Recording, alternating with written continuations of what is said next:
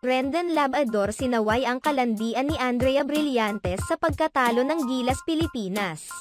Muling sinaway ng motivational speaker na si Rendon Labrador ang actress na si Andrea Brillantes sa aniyay kalandian umano nito. Pinapatahimik ni Rendon Labrador si Andrea Brillantes matapos sabihin ng actress na payag siyang makadate ang basketball player na si Kai Sotto. "Andrea, mamaya na yang kalandian mo. Talo na nga tayo, puro ka pa kalandian.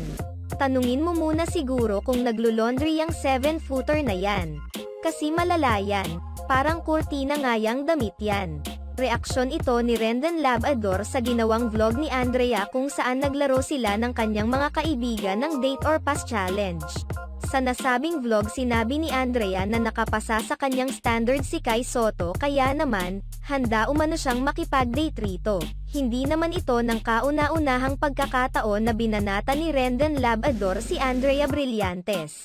Sa katunayan, noong napabalita ang hiwalayan nina Andrea Brillantes at Richie Rivero, isa si Rendon sa mga bumanat kay Andrea at sinabihang malandi ang young actress.